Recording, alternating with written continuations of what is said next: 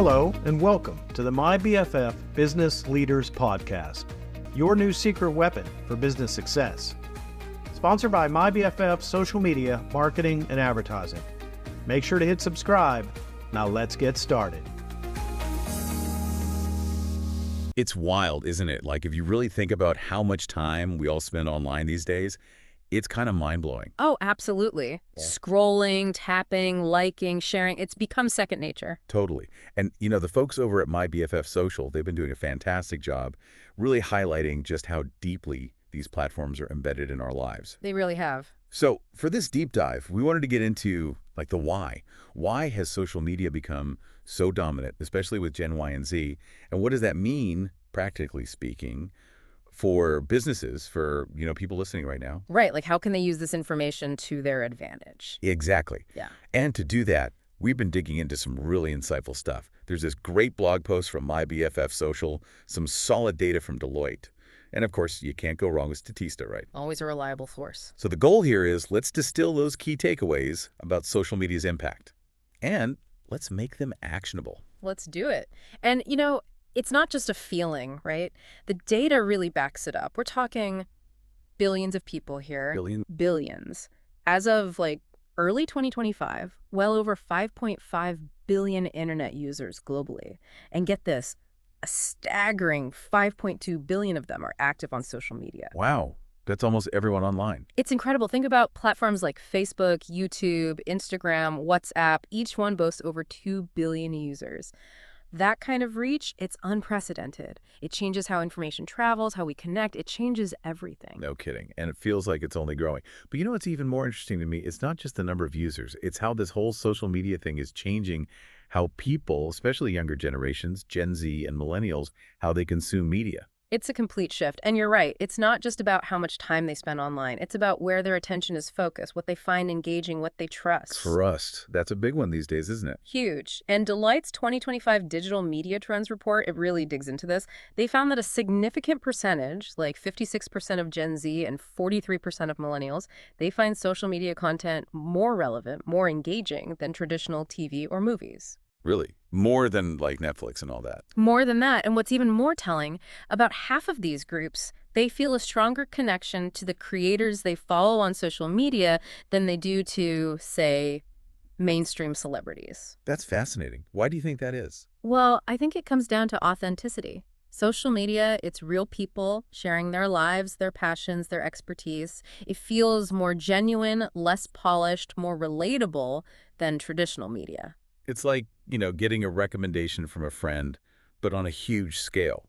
You trust their opinion because they're not trying to sell you something. They're just sharing what they love. Exactly. And this preference for social media, it doesn't stop at just general content. It spills over into video, too. You mean like YouTube and TikTok and all those platforms? Exactly. The same Deloitte report, it highlighted that nearly half of Gen Z and over a third of millennials, they prefer watching videos on social media platforms over, get this, traditional streaming services. Wow. So they're choosing TikTok over, like, HBO Max and Disney Plus? That's the trend. It really highlights the power of user-generated content, the personalized experience these social platforms offer. It's not passive consumption anymore. It's active discovery, content tailored to your interests. It's like the algorithm knows what you want before you do. So we're talking billions of users, a complete shift in where they're focusing their attention, and a clear preference for social-first content. It seems like a pretty obvious conclusion that this is having a major impact on the advertising world, right? I mean, if your audience is spending all their time on social media, that's where your ad dollars need to go. Precisely. With this massive shift of eyeballs to the digital space, businesses are realizing they need to adapt. And they are increasingly relying on digital advertising to reach their target audiences. It makes sense. And the numbers really drive this point home. In 2023, the ad revenue generated by some of these tech giants was substantial. It even made up a significant chunk of the U.S. GDP. Really? Like, how much are we talking? Well, Alphabet, which includes Google, saw ad revenue that was equal to, get this, roughly 0.85% of the entire U.S. economy. Wow. That's a lot. It is. And Meta, the parent company of Facebook and Instagram, they weren't far behind. They were at about 0.47%, according to the St. Louis Fed. So you can see there's this huge amount of economic activity now centered around these digital platforms. Those are some pretty incredible figures. But, like, what's driving this shift? Why are businesses pouring so much money into digital advertising? Well, one of the main reasons is the ability of these digital platforms to collect and analyze massive amounts of user data. This allows them to do something that was basically impossible in the old days of advertising, incredibly precise targeting. So instead of just sending out a generic message to everyone. Exactly. Now, businesses can target very specific demographics based on their interests, their online behavior, even their real-world activities. And this makes advertising way more efficient. It makes sure that the money is going towards the people who are most likely to be interested in the product. And it's probably a goldmine of information for those companies too, right? I mean, they can see what works, what doesn't, what people are responding to. Oh, absolutely. It gives them incredible insights into their customers' preferences. They can track what messages are resonating, what products are generating buzz, and they can tweak their strategies in real time. It's a game changer for how businesses understand and connect with their customers. And you know who really gets this?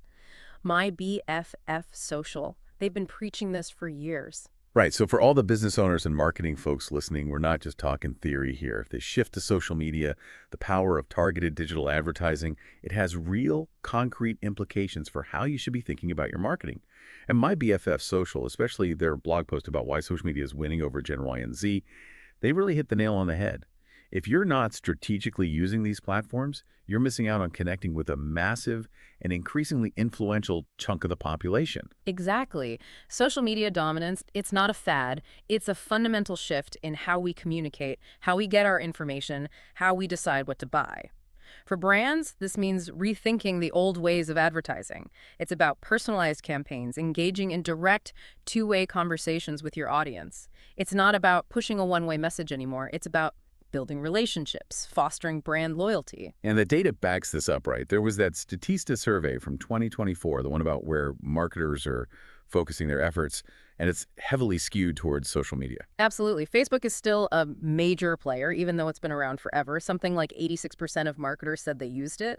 But platforms like Instagram, about 79%, and LinkedIn, 65%, those are also key parts of any good marketing strategy. So it's not enough to just pick one platform and focus all your energy there. Right, and it's not even just about the platforms themselves. It's about how consumers are finding and trusting brands.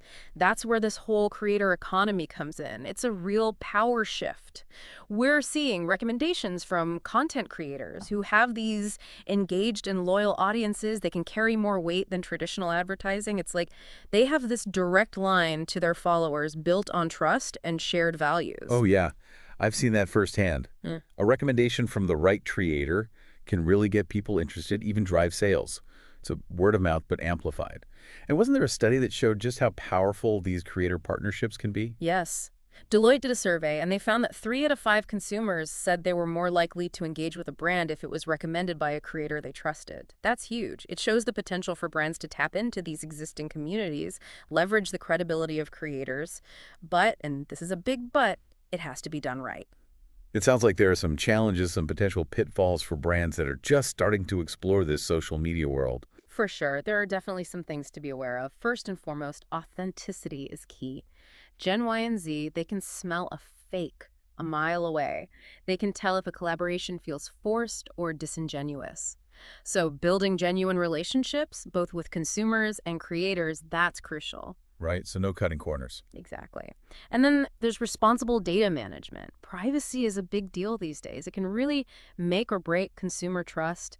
And we can't forget about the algorithms. They're constantly changing, and they can really affect how much organic reach and visibility you get.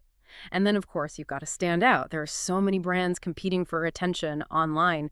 You need to be creative, you need to really understand your target audience, and you need to be willing to adapt and experiment. Sounds like a lot to juggle. So if we were to sum up everything we've talked about today, what's the main takeaway for businesses? The takeaway is this. Social media is not optional anymore. It's essential. It's how you reach your customers, especially Gen Y and Z. The sheer number of users, the shift in media consumption, the effectiveness of targeted advertising, it all points to one thing. Your business needs to be where your customers are, and increasingly, That's on social media. So basically, adapt or get left behind. Pretty much. You have this incredible opportunity to tap into the reach and targeting power of these platforms to connect with people, build your brand, and ultimately grow your business. And our friends at MyBFF Social, they've been saying this all along. They really understand this landscape. They do. They really get it. So for everyone listening, I'd ask you to consider this. How can you adapt to this trend? How can you, in your business, connect with Gen Y and Z and your whole target audience on these platforms in a way that feels authentic and meaningful? It's something to really think about. It is. Take some time to consider what it means for your industry, your customers, and how you can be creative and strategic in this ever-changing digital world. Great advice. Thanks for joining us today. Thanks for having me. It was fun.